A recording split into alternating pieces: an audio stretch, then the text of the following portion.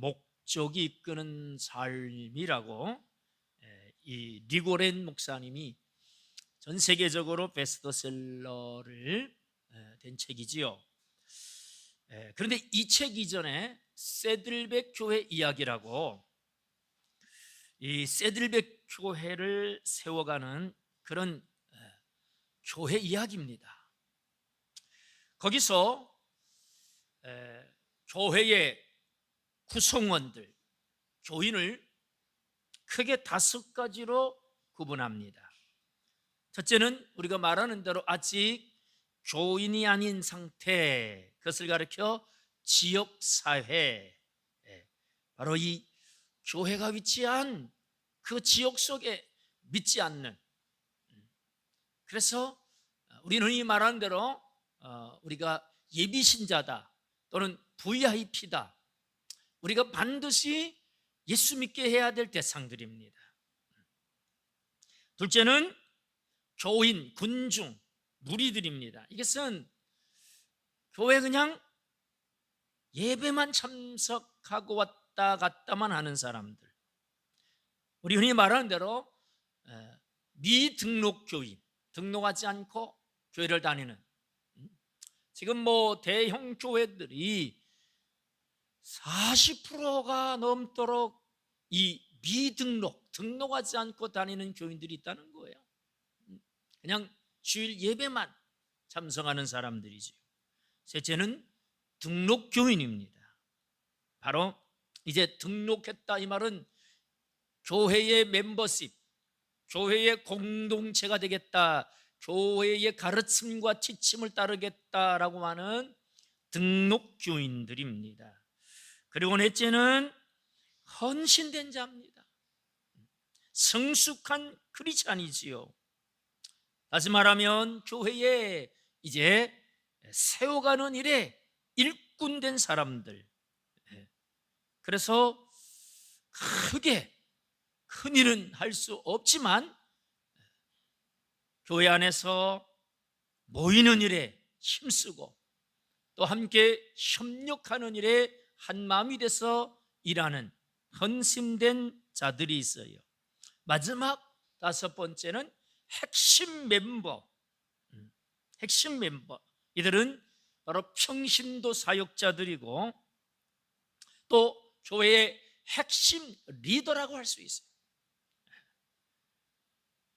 성도들을 돌보고 어려움을 살펴서 또 필요에 대해서 함께 나누고, 그래서 결국은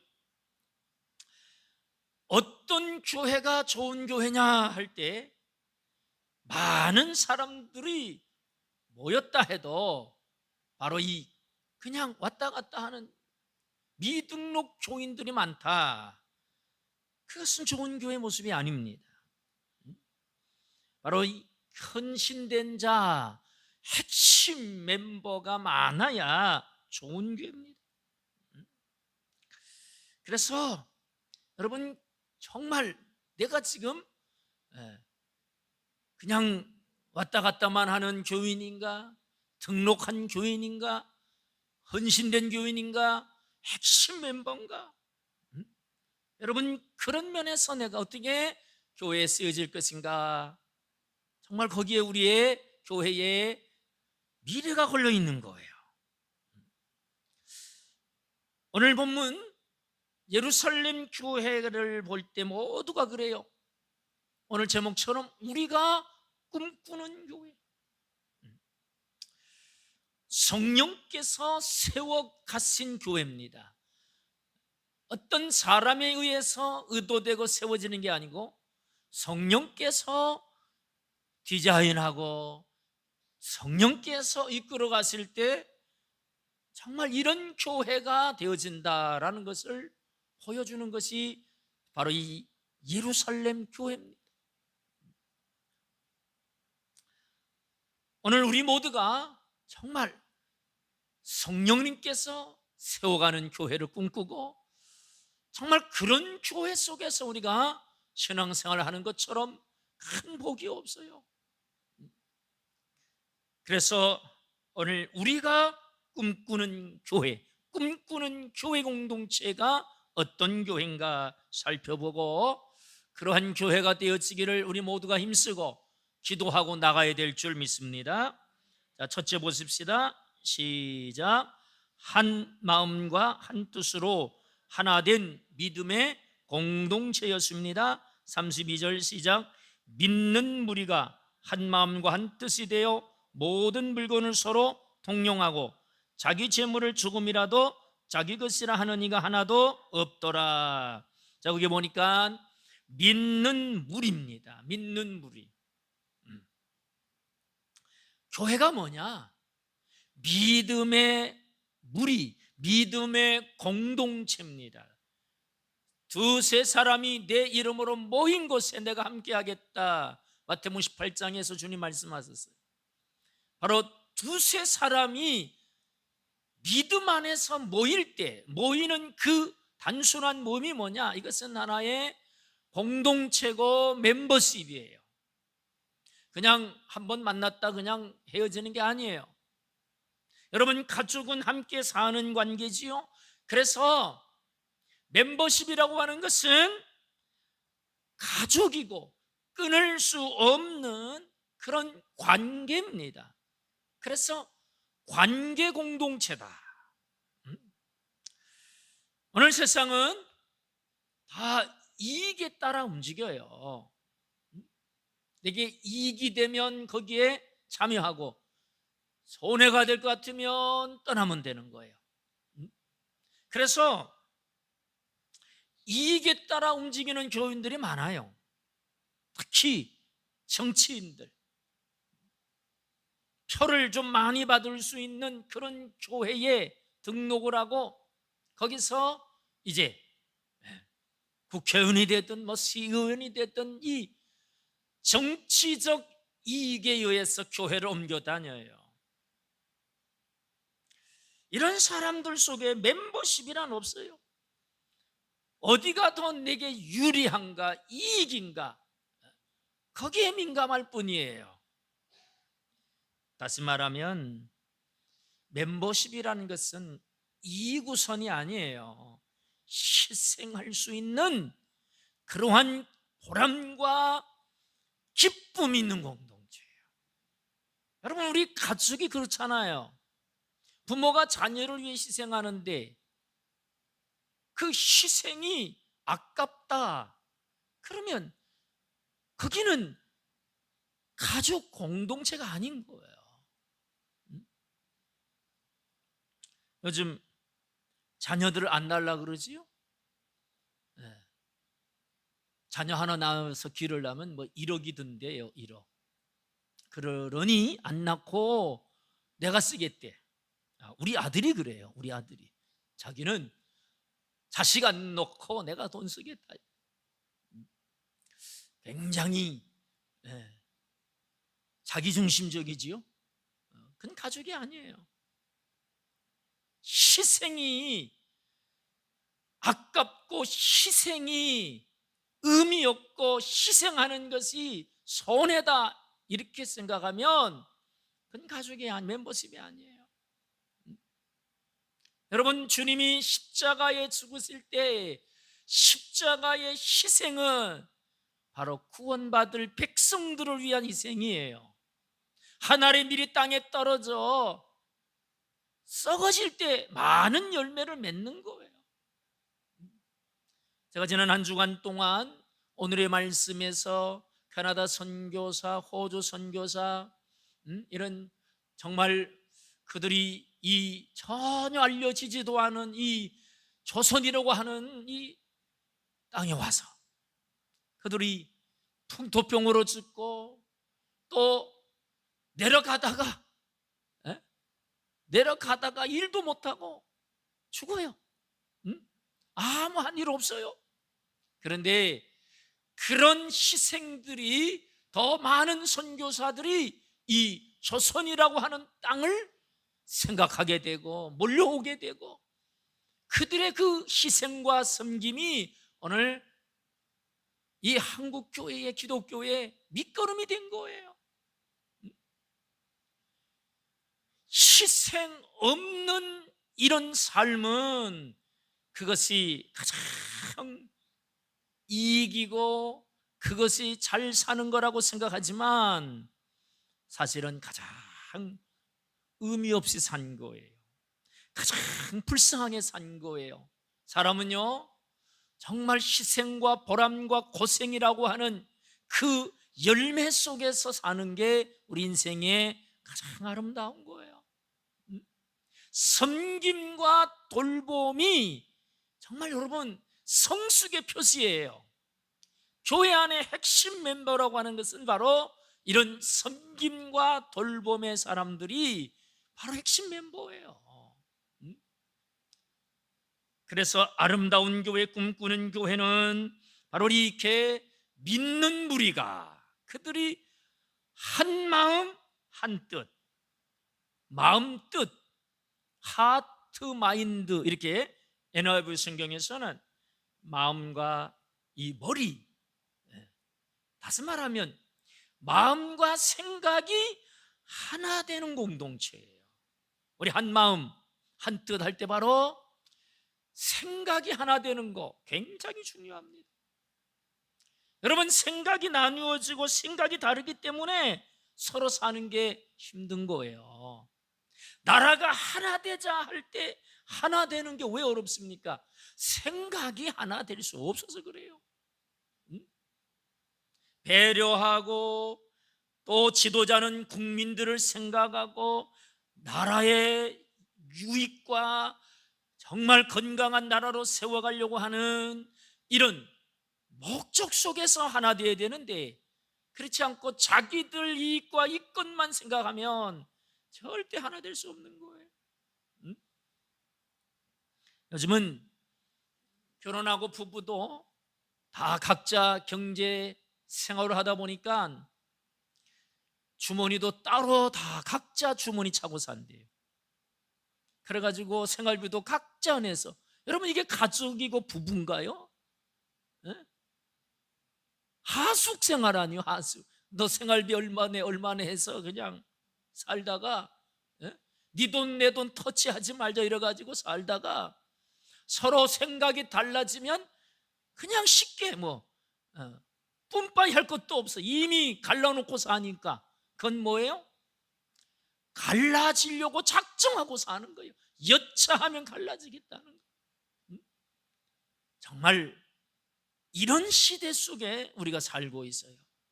그래서 생각이 하나 된다, 마음이 하나 된다. 여러분, 이 하나됨이 결국은 교회의 속성이에요. 성령이 하나 되게 하신 것을 힘써 지키라 그랬어요. 여러분, 우리는 예수 그리스도로 이미 하나된 지체임을 믿으시기 바랍니다. 사실 하나 됩시다 막 이러는 것도 틀린 얘기예요. 이미 하나 안 됐을 때는 하나 되자 그랬지만 하나 되게 하셨어요. 문제는 뭐냐? 지켜가는 거예요. 그렇다면 생각을 맞춰주는 거예요. 마음을 같이 해주는 거예요. 무엇을 같이 하자 교회가 함께 의견을 냈으면 그 생각에 모두가 생각을 같이 해주고 또 마음을 같이 해주는 거예요. 이게 중요한 거예요. 그럴 때 하나가 힘을 발휘할 수 있는 겁니다. 여러분, 하나됨의 그 공동체는 바로 천국의 모형인 거예요. 이 땅에서 여러분, 천국은 하나된 공동체 속에서 이루어지는 거예요. 그래서 여러분, 오늘 본문에 보니까 하나된 공동체에서 나타나는 결과가 뭐냐? 모든 것들을 서로 통용하고, 모든 물건이라 그랬지만 사실은 모든 내게 주어진 모든 것들이에요. 자, 여기서 중요한 것은 인간이 타락한 본성에서 나오는 게 뭐냐? 이기심이에요. 선악과 그것을 먹는 날에는 하나님처럼 된다. 내게 이게 벌써 타락이에요. 자기 이익을 추구하고 자기 이익만을 생각하는 자체가 이가 부패한 성품이에요. 그래서 이기심, 자기 중심적인 이 생각에서 우리가 거듭날 때, 그게 거듭남이에요. 예수 믿는데 사람들한테 깍쟁이다, 저 사람 참 인색하다, 어떻게 저렇게 강팍하냐, 뭐 이런 얘기 들으면 여러분 회개해야 돼요.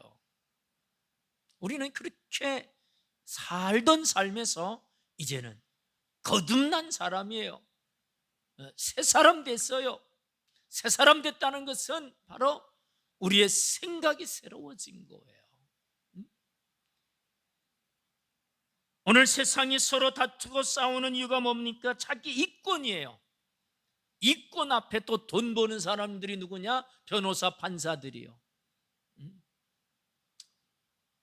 학교 문제 때문에 재판하는 일에 좀 관여를 해서 보니까 판사들도 돈을 많이 갖다 주는 쪽으로 유리하게 판결해요. 그러니까 공의와 정의라고 하는 면이 아니에요. 그 자리에 앉아서 누가 더 돈을 많이 가져오느냐, 또 누가 재판에 이기느냐, 돈을 많이 쓴 사람이 이긴대요. 다 이게 뭡니까? 이익, 이권, 이게 삶의 목적이 되어버린 거예요. 이익이 되면 진실이 뭐고 거짓이 뭐고 눈 감아버려요. 판사라고 하는 것은 진실과 또 바른 판단력이 없으면 그 사람은 다 악으로 치우치는 거예요. 왜 세상이 이렇게 자꾸 시끄러워지느냐? 진실을 버리기 때문에 그래요. 이익이 우선이지 진실이 우선이 아니기 때문에 그래요. 여러분, 우리가 새로운 피조물이 됐다는 것은 의와 진리로 새로워진 거예요. 의의 편에 서야 되고 진리 편에 서야 돼요. 아무리 많은 이익이 내게 생겨도 그것이 거짓이고 진실이 아니면 우리는 그거 버릴 수 있어야 새로운 피조물이에요. 그래서 여러분, 이기심, 욕심, 이권에서 잡혀 있으면 아직도 거듭남의 모습이 아닌 거예요. 이전에는 그렇게 살았어요. 그러나 거듭나고 보니까 그거 의미 없어요. 마태복음 6장, 주님은 무엇을 먹을까 마실까 염려하지 말라 하시면서 너희는 먼저 그의 나라와 의를 구하라는 거예요. 우리가 추구해야 될 것은 내 이익, 무엇을 먹을까 마실까 입을까라고 하는 것은 나를 걱정하고 나를 염려하고 나를 챙기는 건데, 그렇게 안 살고 하나님의 나라와 의를 추구하면 하나님이 책임져 주시는 거예요. 이 모든 것을 더해 주신다는 거예요. 하나님 책임져 주신다는 거예요. 그래서 여러분, 서로 통용했다라고 하는 것은 그냥 된 게 아니에요. 바로 앞절에 모두 다 성령의 충만을 받았기에 가능한 거예요. 성령 충만의 결과입니다. 하나 되게 하는 것도 성령이고 또 이기심을 이겨 정말 다 내려놓게 하는 게 성령의 역사입니다. 그런데 이 말씀을 가지고 사회주의, 공산주의가 생겨나는데, 여러분, 이것은 제도나 사상이나 이념이 끌어가는 게 아니에요. 사람은 안 바뀝니다. 아무리 제도가 어떻고 사상이 어떻고 이념이 어떻고 해도 보세요, 그 사람 안에 욕심, 이기심, 이권, 여기에 민감합니다. 아무리 사상을, 이념을 내세워도 다 보면 자기 이익, 욕심에 따라 사는 거예요. 그래서 절대로 사회주의, 공산주의 안 돼요. 사람이 거듭나야만이 새 사람이 되고, 또 성령의 충만함이라고 하는 것은 전 영역에 걸쳐서 성령께 우리가 순종함의 삶이 이루어질 때에 천국의 모형인 겁니다. 욕심이 사라진 공동체, 자기 이익 다 내려놓은 공동체, 그렇게 하나 된 공동체, 여러분, 바로 천국을 사는 거예요. 여러분, 교회가 바로 이 천국을 보여줘야 되는 거예요. 교회가 천국을 보여줄 때 세상 사람들이 칭찬한 거예요. 오늘 우리 교회가 정말 성령 충만하심 속에서 이기심, 욕심에 의해 움직이지 않고 성령에 의해서 희생, 아낌없이 나누어주고 함께 할 수 있는 이런 공동체가 되어지기를 축복합니다.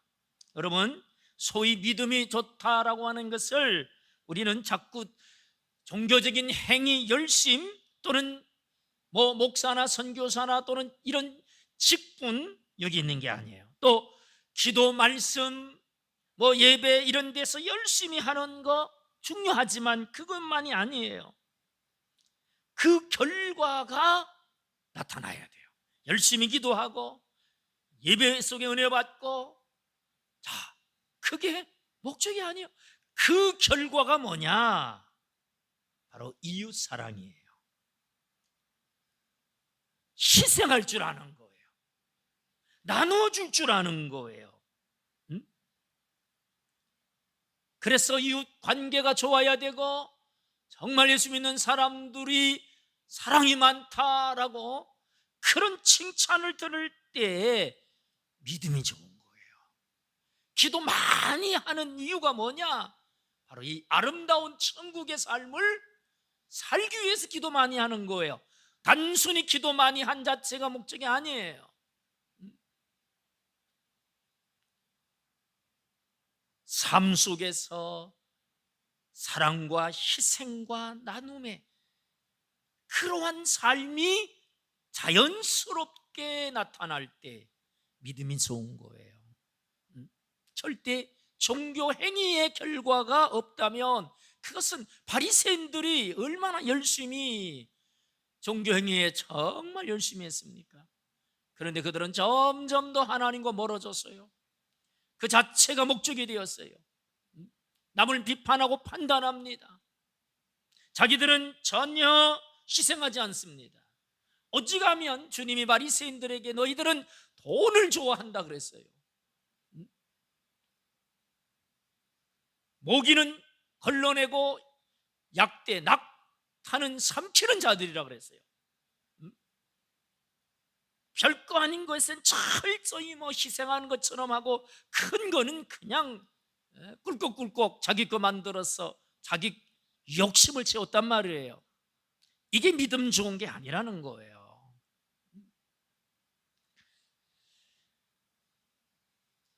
한 마음 한 뜻 하나 되는 믿음의 공동체로 우리 주님의 교회가 세워지기를 축원합니다.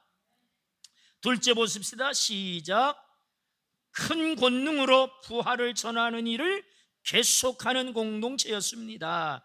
33절 시작. 사도들이 큰 권능으로 주 예수의 부활을 증언하니 무리가 큰 은혜를 받아. 자, 성령 충만할 때 여러분, 당연히 복음을 전하는 이것이 당연히 나타나는 거예요. 근데 평소와 다른 말씀이 있어요. 큰 권능으로 주 예수의 부활을 증언하니 무리가 큰 은혜를 받았다. 큰 권능 이꼬르 큰 은혜. 그러면 중간 권능 이꼬르 중간 은혜. 그러면 적은 권능 이꼬르 적은 은혜. 그러면 권능이 없이 하면 은혜도 없었다. 맞아요, 틀려요? 맞는 것 같아요, 틀린 것 같아요? 음? 분명히 큰 권능으로 전했더니 큰 은혜를 받았다. 예? 여러분, 사사기에 보면 삼손이 큰 은혜를 있습니다. 사사기 15장 8절에 보니까 블레셋 사람들을 크게 사륙해서, 크게, 또 15장 18절에 보면 큰 구원을 베풀었다 그래요. 자, 삼손이 이러한 역사를 할 수 있었던 것은 사사기 14장 6절에 보면, 자, 우리 사사기 14장 6절,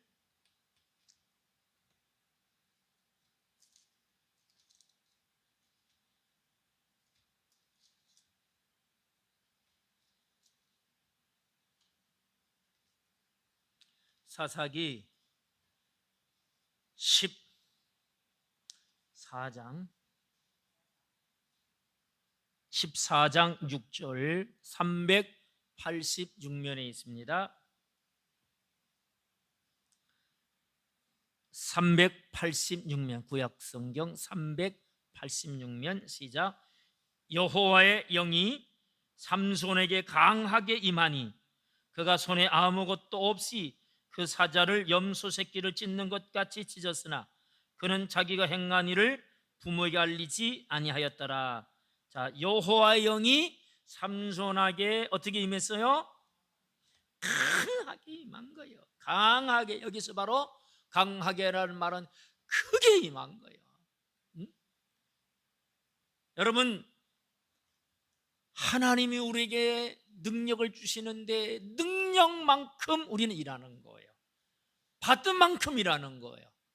강하게 받으면 강하게, 크게 받으면 크게 일할 수 있는 거예요. 자, 그래서 여러분, 이 복음을 전하는 일에 앞서서 성령 충만함이 임하는 게 우선이에요. 순서가 그래요. 전도보다 기도가 먼저 앞서야 돼요. 왜 기도해야 되느냐? 바로 사도들과 함께 한 목소리로 합심해서 기도할 때 성령 충만을 받았잖아요. 안문맥에서 거기에 다 성령의 충만을 받았다, 다 받았어요. 바로 이렇게 성령의 충만, 그리고 나서 바로 그 권능으로, 큰 권능으로 복음을 전했더니 무리가 큰 은혜를 받는 거예요. 그렇기 때문에 여러분, 우리가 성령 충만을 받고 전도해야 돼요. 그러려면 먼저 기도해야만이 무리들이, 듣는 자들이 마음이 열리는 거예요. 기도보다 앞설 수 없는 거예요. 그래서 큰 권능은 반드시 먼저 성령 충만을 구하는, 받는 기도 없이는 불가능한 거였고요. 그리고 그들이 무엇을 전했습니까? 주 예수의 부활을 전했어요. 자, 복음의 핵심이 뭐냐? 부활이에요, 사실은. 십자가와 부활인데 우리는 그리스도의 십자가의 중심에서, 십자가, 거기서 죽으신 예수, 우리 죄악을 지고 죽으신 예수를 이게 믿어져야 되는 거예요. 십자가에서 무슨 일이 일어났습니까? 온 인류의 죄를 지고 어린 양 되신 주님께서 피 흘려 죽으신 거예요. 십자가에서 죽으신 예수, 죽음으로 끝났다면 그걸로 끝나는 거예요. 그러나 3일 만에 다시 부활하신 예수, 어떤 면에서는 십자가로 끝나면 안 되는 거예요. 반드시 뭐로 끝나야 돼요? 부활로 끝나는 거예요. 기독교가 부활이 없으면 사실은 죽은 종교예요. 모든 종교 교주도 있고 또 거기 따르는 표적도 있고 또 주시는 복도 있어요. 다 흉내냅니다. 그러나 부활은 흉내낼 수 없는 거예요. 오직 예수의 부활이 능력인 거예요. 다른 거 전할 거 없다는 거예요. 십자가에서 죽으신 예수가 죽음으로 끝났다면 그것도 사람에 불과할 거예요. 그러나 3일 만에 부활하셨기 때문에 오늘 우리도 부활의 첫 열매 되신 주님처럼 우리도 부활한다고 하는 이 믿음, 부활이 있어야만 영생이 이루어지는 거예요. 다시 사는 것이 없다면 무슨 영생이 주어지겠어요? 살아나야지요. 그래서 부활이 모든 사람들에게 믿을 수 있는 하나님이 주신 증거가 부활이라는 거예요.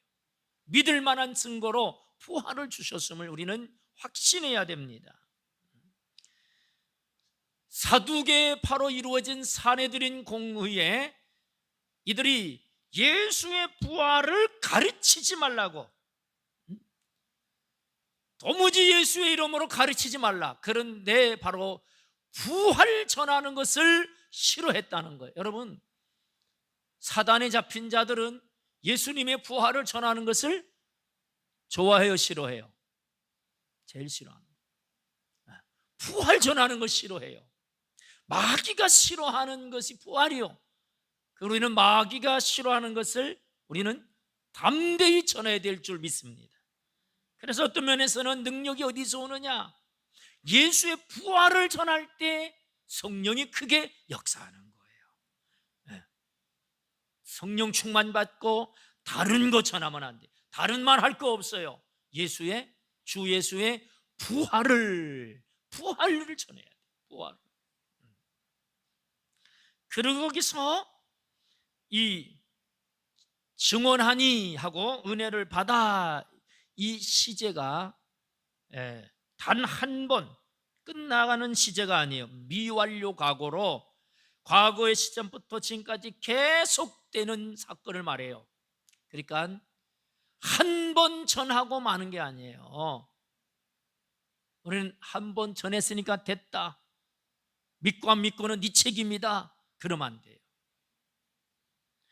믿을 때까지 계속해서 전하는 거예요. 그래서 NIV 성경에서도 continue to testify 해가지고 증언하는 것을 계속했다, 원어에 살려서 NIV 성경은 번역을 잘했어요. 한 번 전한 게 아니에요. 계속 전했다. 따라합시다. 전도는 계속 해야 된다. 아유, 저 인간은 예수 안 믿을 것 같아. 포기하지 마세요. 안 믿을 것 같고 안 믿을 것 같다라고 결론은 우리가 내리는 게 아니에요. 우리는 뭐예요? 믿을 때까지 계속 복음을 전하는 거예요. 계속 전하면 은혜를 못 받아서 안 믿는 거예요. 그러나 바로 여기서 은혜를 받아, 이것도 미완료 과거 시제예요. 그것도 은혜 받는 것도 그때 끝나는 게 아니고 계속 하나님 은혜를 부어주신다는 거예요. 그래서 여러분, 우리가 복음을 전할 때 하나님이 가만히 계신 게 아니에요. 은혜를 부어주시는 거예요. 믿어지게 하시는 거예요. 영생을 주시기로 작정된 자들은 다 믿더라. 영생을 주시기로 작정된 자들이 있기 때문에 여러분, 포기하지 말고 계속해서 주 예수의 부활을 전하게 되기를 축원합니다. 여러분, 우리가 성령 충만하면 반드시 예수의 부활을 전하는 것, 예수 믿게 하는 일이, 이것이 자연스럽게 흘러나오는 거예요. 은사 받은 사람만이 전도하는 게 아니에요. 모두가 성령 충만의 결과가 뭐냐? 계속해서 전하는 일이 포기되지 않고 지치지 않고 계속 그리스도의 부활을 전하는 공동체로서 사역을 감당하는 거예요. 우리 주님의 교회가 정말 전도하는 교회, 코로나 때문에 매일 전도를 못하고 있잖아요. 그런데 여러분, 사실은 우리의 삶 속에 누굴 만날지라도 우리는 그리스도의 예수의 생명이 흘러가야 되는 거예요. 그리스도의 편지로서 우리가 내 얼굴, 내 삶 속에 예수님이 보여지는 삶이 바로 그것이 성령 충만한 성도예요. 세상 사람처럼 살다가 주일날 교회 한번 오는 거, 그건 교인이요, 교인. 절간에 가면 불교인이고, 무당집에 가면 샤머니즘이고, 바로 예수가 드러내고 예수의 생명이 흘러가서 예수가 느껴지고 믿어지게 되는 역사를 우리가 그렇게 쓰여지게 되기를 축원합니다. 셋째, 우리가 꿈꾸는 교회의 시작, 물질을 초월하여 드리고 나누는 공동체였습니다. 34절 35절 시작. 그 중에 가난한 사람이 없으니 이는 밭과 집 있는 자는 팔아 그 판 것의 값을 가져다가 사도들의 발 앞에 두매 그들이 각 사람의 필요를 따라 나누어 줌이라 그랬어요. 자, 여기서 보면은 누가 시켜서 했다라는 얘기가 없어요. 시켜서 했다, 강제적으로 하게 했다, 없습니다. 성령에 이끌려서 성령이 시키는 대로 나타나는 결과입니다. 그것이 바로 물질을 초월했다는 거예요. 물질, 그리고 드리고 나누었다. 자발적인 것입니다. 강제적인 게 아니고 자발적이에요. 또 여기서 한 가지 중요한 것은 부자들이 가난한 성도들을 도왔다, 그런 얘기가 아니에요. 자기 형편대로 자기 있는 것을 가지고 나누었다는 얘기예요. 왜 부자들이 안 돕냐 하면서 부자들을 욕할 것도 없어요. 하나님이 내게 더해 주신 것에 대해서 자연스럽게 흘러나오는 것이 나눔이에요. 여러분, 선지자의 도와 강령이 뭡니까? 대접을 받고자 하는 대로 먼저 대접하라는 거예요. 이것은 자연스러운 성령의 이끄심이에요. 어떻게 하면 도와줄까? 어떻게 하면 섬겨줄까? 어떻게 하면 대접할까라고 하는, 이게 성령의 마음이에요. 성령의 감동이에요. 거기에 물질을 초월해가는 힘이 있는 거예요. 자, 여기 사도들의 발 앞에 두매, 어디다 두었어요? 왜 이런 표현을 썼을까? 누가가 발 앞에 두었다. 그 의미 속에서는 그것을 집행하는 것은 사도들이 하도록 다 위임했다라고 하는, 사도들이, 성도들이 헌금한 것들을 사도들이 집행하게 했다.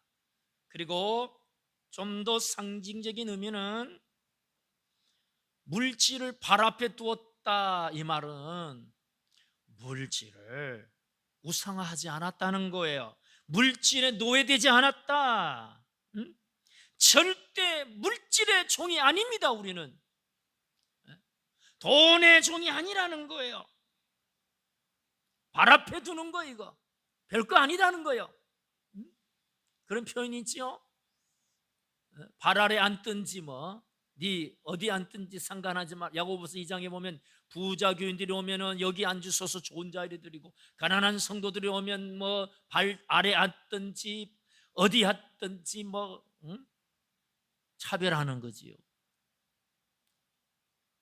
그거 무시한다는 거예요. 돈을 무시한다. 바보나 뭔가 부족한 사람이지요. 돈 앞에다 벌벌 떠는데 그런데 바로 앞에 두었다. 나는 돈의 노예가 아닙니다. 물질의 노예가 아닙니다.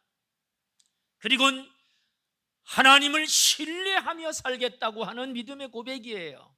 하나님을 위해 두지 물질을 위해 두지 않겠다. 여러분 잡히지 마세요.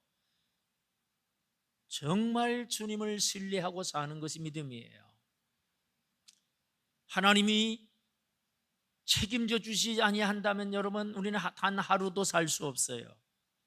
사람이 오늘 하루 죽을 그러한 가능성이 1000가지가 넘는데요. 여러분 하루 무사히 잘 살았습니까? 죽을 수 있는 1000가지 이유를 다 피해가면서 하루를 잘 산 거예요. 하루하루 사는 것이 기적임을 믿으시기 바랍니다. 오늘 내 목숨을 거두어 갔으면 우리는 끝나는 거예요. 살고 죽는 것이 죽게 있는데 그 하나님을 신뢰하지 않고 물질이 나를 살리고 물질에 의해서 사는 것처럼 불신앙도 없는 거예요.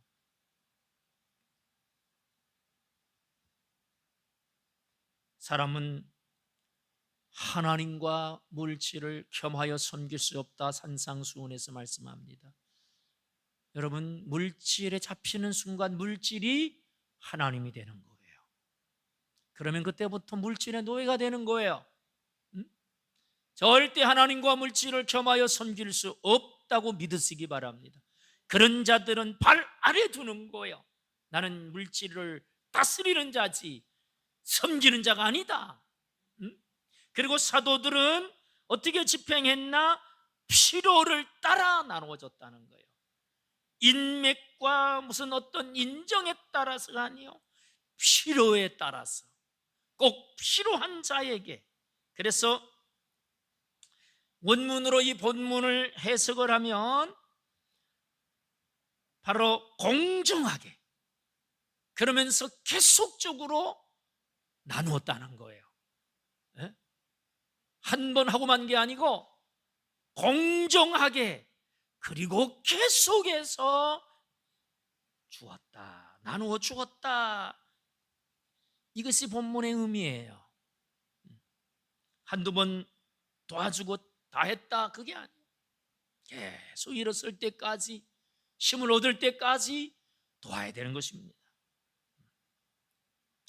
여러분 우리는 성령 충만이 한 면에서는 은사 충만, 능력 충만, 전도의 능력으로도 나타나지만 다른 한 면에서는 바로 나눔과 베품과 섬김으로 나타나고 있다는 이 부분을 우리는 기억해야 돼요.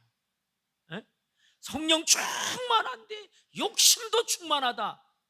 이건 뭔가 반쪽이에요. 성령 충만해서 능력도 은사도 나타나는데 사람을 무시하고 사람을 섬기지 않아요. 그것도 위험한 거예요. 뭔가 문제가 있는 거예요. 함께 나타나요. 오늘 본문에 보니까 성령 충만과 큰 권능으로 복음을 전하고 큰 은혜를 받는 역사와 그 다음에 바로 이 나누어주고 베풀고, 그래서 성령은 여러분 우리에게 주시는 것이 성령이 하시는 일, 은사도 주시고 사랑도 주시고 축복도 주시는 거예요. 성령은 우리에게 나누어 주는 걸 기뻐하시는 거예요.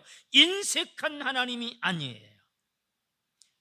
그래서 여러분 교회는 분명히 성령의 은사와 능력도 있어야 되지만 또 바로 이 사랑으로 나누고 베풀고 섬김이라고 하는 이 영역이 반드시 나타날 때 건강한 교회가 우리가 꿈꾸는 교회가 될 줄 믿습니다. 여러분 우리는 과거에 받은 은혜 가지고 지금 우려먹고 신앙생활 하면 안 돼요. 나도 옛날에는 과거에는 성령 충만했지, 그때는 나도 헌신했었지, 추억으로 살면 안 돼요. 그리스도인의 고백은 날마다 새롭도다. 보라 새 것이 되었도다. 이 말은 그때만이 새 것이 아니 오늘도 새 것이고 이전보다 더 성숙하고 충만하게 믿음으로 서야 될 줄 믿습니다. 그래서 여러분, 성령 충만은 매일매일 명령인 거예요. 에베소 5장 18절, 오직 성령의 충만을 받으라는 거예요. 모든 실수, 실패는 성령 충만하지 못해서 그런 거예요. 술 취하지 말라, 세상을 취하지 말라는 거예요. 내가 성령 충만하지 못하면 무언가 다른 것에 취하게 되어 있어요. 세상을 즐기는 일이든 쾌락을 쫓아가는 일이든 분명히 뭔가 취해 있는 거예요. 성령에 취해 있으면 다른 것은 다 끊어지는 거예요. 누가복음 11장 13절에 주님께서 말씀하셨어요. 너희가 악할지라도 자식에게 좋은 걸 줄 알거든 하물며 너희 천부께서 구하는 자에게 성령을 선물로 주시지 않겠느냐. 여러분, 우리가 구하는데 성령을 구하시기 바랍니다. 성령 충만을 구하시기 바랍니다. 그러면 모든 것은 다 더해주는 것이고 우리가 정말 하나님이 원하시는 교회로 세워가는 일에 모두 다 핵심 일꾼이 되기를 축원합니다.